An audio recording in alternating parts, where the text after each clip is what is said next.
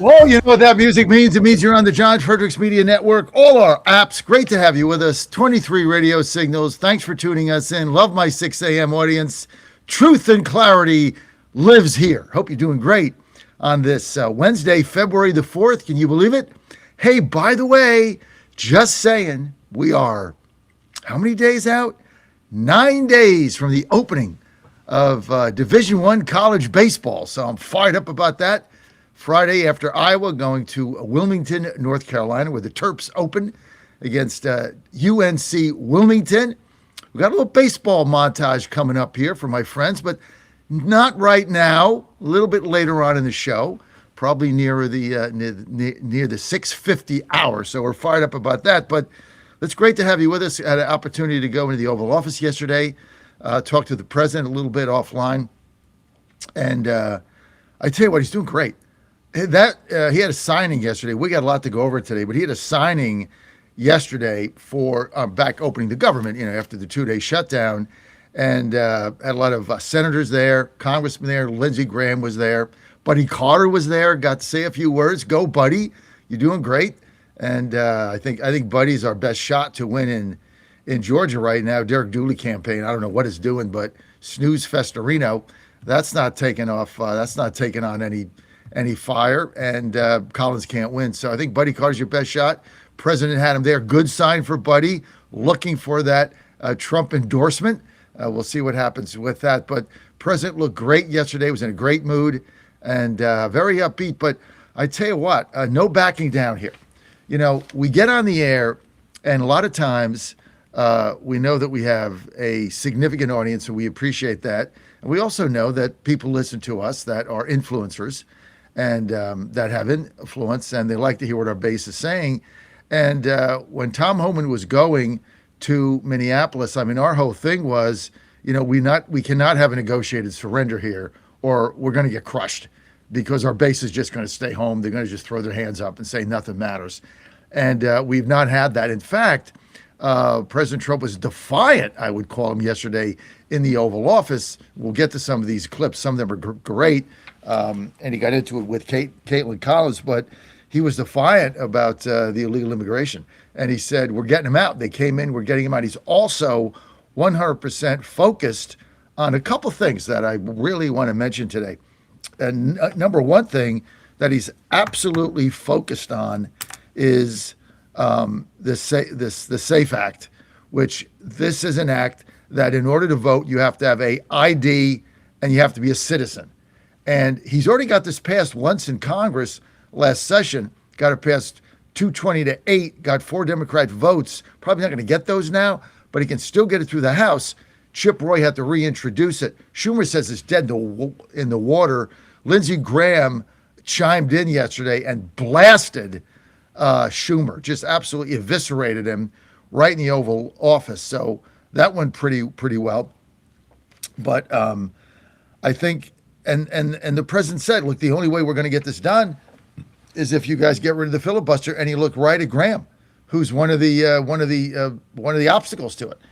And Lindsey was like, he shook his head, he was laughing or something, but he looked right at him. He said, you guys got to get rid of the filibuster or we're never going to win an election. And he was right. Levitt yesterday, she didn't have a press conference. She came to the Sticks, which is kind of the area where you go out. I think I got in the video there because I was kind of standing behind her. But she came to the Sticks yesterday at the White House, and she's an incredible woman. She is tougher than anybody in there. And she was defiant yesterday, absolutely on fire about illegal immigration. And what she said is, we're not backing down. We're not going to cede an inch. She said President Trump got 77 million votes to close the border and get these illegals out of the country. Now, we might be changing the manner in which we're doing it. We're going to cams. I'm trying to get Lewandowski on next week. Everybody's going to get a body cam. So we're going to change the way we're doing it, change some things. Like everybody has to change to get better. No problem there. But this idea that somehow we're going to be backing down or any of that any of that nonsense, she said, is absolutely untrue. She said this president is committed to the promises he made, which is closing the border, which he's done, and getting these 20 million illegals out that came in under Biden, many of which are criminals. And but all of them have to go. And she didn't bat an eye there. She also crushed some stupid question about the Grammys and said, yeah, these guys we got all this coming up. Yeah, these guys live in gated communities and, they have their drivers and private security and they're out, busting on the cops. They're all full of crap. So she nailed that. Yesterday at the Oval Office, Trump eviscerated Caitlin Collins. He just blasted. But what I always say is he does it, but then he calls on her like 3 times. So I don't get a question. She gets 3. She gets eviscerated. I was not really in the right position yesterday. I got shuffled off to the side. But I did learn something. I go to these, and normally, when I go, you have to you have to be there early if you're part of the pool, and I take the first chair, and as soon as they call me in, you got to get first or second in line right behind the camera crew or you get shuffled back. Well, this time, I'm such a gentleman, I'm first in line, and trying to cut in was a lady from the Hill, Julia Manchester, who was the pool print for that day, who's a friend of mine. Ladies first, I let her cut in. And then, of course, there were 4 women behind her that cut in. And what was I going to do? So I let them all cut in. Then I get shuffled to the back. But, once a gentleman, always a gentleman, right? What are you going to do? But next time, not so much, because it depends on where you stand in there. And I was in the exact opposite end where the president calls, because he doesn't look that way. And I was standing behind Graham. So I didn't get a question. But it looked like he was going to me next when they called the lid on it. But because he was looking at me ready to go. But it happens. But I did have a chance to chat briefly with him leaving. So the good thing about being at the end is I was the last press person out. So I was able to talk to Buddy Carter for a second. And then as I'm walking slowly by, asked the president how he was doing and thank him for all he's done. And I thanked him for Washington, D.C.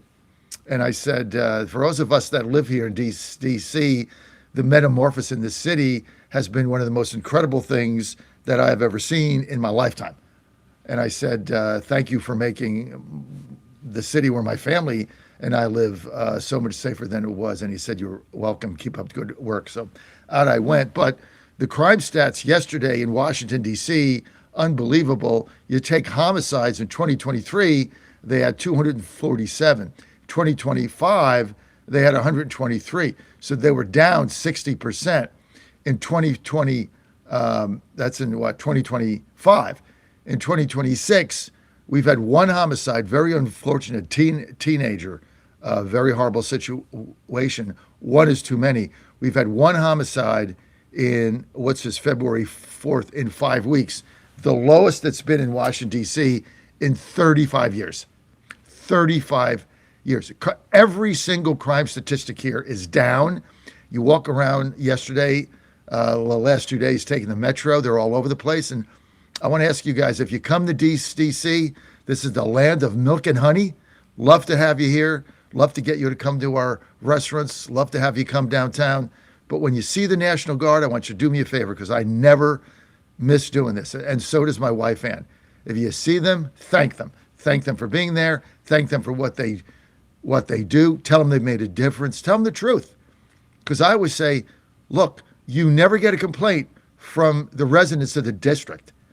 No one ever complains about you, right? The abuse you get is from the lefty wine and cheese gated community, masked up libtard white women coming from Northern Virginia, coming out of their gated communities with their security on the metro with a mask on.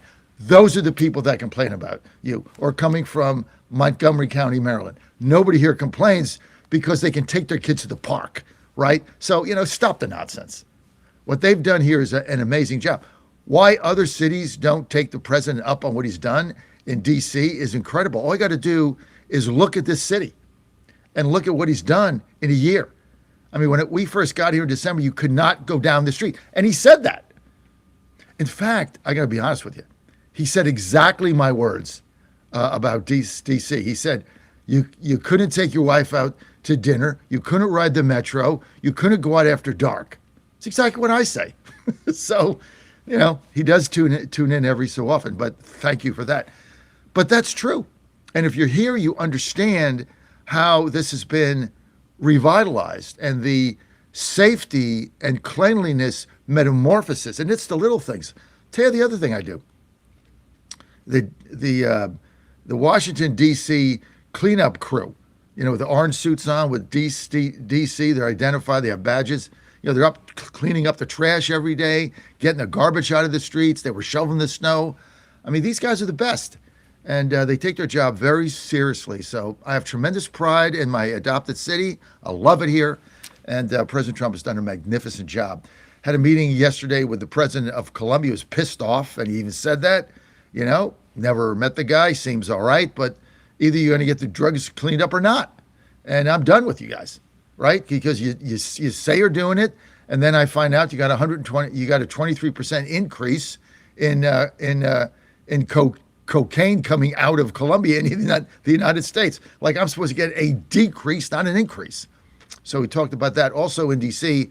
Not that it matters to the majority of our audience, but just for saying, the Oversight Committee has a bill that is trying to mirror the D.C. local taxes with the one big, beautiful bill. No tax on tips, no tax on overtime, locally for your local D.C. taxes. And that is going to pass out of committee, and it's likely to pass in the Senate. I don't know why Republicans with the majority would vote against that, and that'll be an oversight. So the president will sign that, so our taxes will go down. Of course, the Democrats here are fighting it because it's going to cost us, $230 million. All right, cut the fat out and give people a break. So those are kind of things going on yesterday. But now let's get to DHS. Obviously, there's going to be some compromise. That is a short-term funding solution. I think it's a 2-week window that ends, the 10th through, it ends somewhere, I think, February 13th. So they got about 2 weeks to negotiate that, or that'll get shut down again. But Lindsey Graham was adamant. He said, a lot of the things that they're proposing, we're not going to do it. So forget it. They go pound sand. And one of the things that Schumer said is they want warrants. You're not going to get that. He said basically two things the president and Graham said yesterday. So I'm kind of giving you a rapid fire overview here. On illegal immigration, they both said the reason the Democrats don't want ICE and they don't want they don't want illegals taken out of the country is because they want them to vote for them. They want them in the census. That has nothing to do with anything else except their power. Both of them said that. And what the president said about the SAFE Act, he's like, look, I got a simple question, right? If you don't want cheating and you don't want voter fraud, why are you opposed to this? Why are you opposed to an ID? You can't get on a bus without an ID. You can't get on a Greyhound. You can't do anything without it. Why are you opposed to the proof of citizenship? Who is that disenfranchising? It's only disenfranchising illegals that are voting illegally. That's all it's disenfranchising. Absurd. So, but he's got to get the filibuster out. We'll see what happens. We got a year, but it was a great seeing the president. The 2 times back when I saw him, he looked a little bit older, tireder. But things are going his way right now, and he's fired up. He looked better yesterday than I've seen him in a long time. Probably since I seen him at golf over the Labor Day. I think it was the Labor Day weekend when I got to do that with him. But probably since then, he looks great, fabulous. So that's good. He's got a spring in his step. Another interesting thing there yesterday. Another interesting thing is Senator Collins was there. Susan Collins was there. Now, you all know that I have a soft place in my heart for her because of what she did for Kavanaugh and because she battles Parkinson's and she's done it for a long time. So when you see her standing there, I mean, her head shakes. She's a courageous woman. Look, we don't always agree with her, right? But Trump had her there for a reason. Now, remember, they got into it a few weeks back, and Trump was kind of upset with her. But he had her there at the Oval Office signing of the bill to reopen the government. And then I have to tell you about the IRS also. Let me jot that down so I don't forget. It just popped in my head. By the way, I do all this cold. Like all this is memorized. Like I don't have any notes, teleprompter, right? You just go and see things. You just tell your audience, right? I'm your eyes and ears, truth and clarity. So anyway, talking about Susan Collins. So I'm thinking, because all the, basically the conservative senators were there. Caputo was there from West Virginia, a couple others. The guy from Tennessee. Tyler, do me a favor. The senior Haggerty was there, and I'll get to him in a second. So very, very interesting. But Collins is there, and I'm figuring, okay, thinking to myself, why is Collins there? Well, they got into it with a little spat, and remember we were sending ICE to Maine, and she thought it was going to hurt her reelection, and she wanted him out, and they very quietly withdrew from Maine. Right now, you gotta connect the dots here. Not a lot of fanfare. They just quietly withdrew from Maine, right? Because they want her to get reelected. They need that seat. So they're not going to agree on everything. We're not going to agree on everything. But they want that seat. The White House wants to hold that seat. They want to win the 2nd District congressional seat. They need Collins with them. They need to be with her. She's got a primary battle. She'll win that. But she's got a tough battle. And you can complain about her, and I understand it. And she votes with us. This is what my wife was saying. Well, what good is she when she doesn't support her agenda? And I'm like, Ann, I get what you're saying. And I get it. But she votes with us, 55, 60% of the time. And normally, the most important votes, she's always been there. But it's about 60% of the time. Mills or whoever replaces her will vote with us 0% of the time and caucus with the Democrats. And if they take control, we'll end the filibuster in a New York minute. So that's why. I mean, sometimes you just got to compromise here, right? You're not going to get a MAGA senator in Maine. You got Collins or you got a communist. Pick one, basically it. It's like why Trump backed, I think, Cuomo. I mean, it's in the New York mayor's race or whoever backed him. Like, those are the choices. Got to pick one. So all good. And don't forget, I'm running for Ward 2 chairman for the Republican Party of Washington, D.C. If you're in D.C., be sure and vote for me. I need petitions signed. If you're not, you can just go to my website anyway, makedccgreat.com, makedccgreat.com. Always happy to have your help there. Just go to makedccgreat.com, and a lot of interesting things happening. And don't forget, if you're in the area, I got an event Thursday night. John McGuire is going to be there. Go to makedccgreat.com. Go to our event page. That is up there, rocking and rolling, ready to go. Bobby Vans, 5:30 to 8. So come see John McGuire. Come meet Ann. Come say hi. Love to have you. If you want to go, though, RSVP to Cindy. Just email Cindy so we have a head count. We know how much refreshments to get, food. There'll be a cash bar. We'll have plenty of food. Cindy Hickman at gmail.com. I don't think she has her new email up yet. Cindy Hickman at gmail.com. You're on the John Fredericks Media Network. We are trucking the truth across America, my friends. Truth and clarity right here. Got a spring in your step. We got 9 months. Somehow, some way, we're going to pull these midterms out. Wait until these tax cuts start rolling in and these refunds coming, buddy. It's coming, and it's big. Stay with us. Quick word from our sponsor. Your calls when I get back. I think we had Tony in North Carolina. He bounced. Tony, got a hold, baby. 888-480-JOHN. Got Larry coming up. 888-480-5646. Quick word from our sponsors, and I've got to pour my first cup of 1775 coffee. Go to 1775coffee.com. Promo code Godzilla, 10% off. There's only one coffee on the John Fredericks Media Network, and that's 1775 coffee. Don't deprive yourself of the finer things in life. It's affordable, and it's the best. Bingo. Promo code Godzilla, 10% off. Do it. I'll be right back.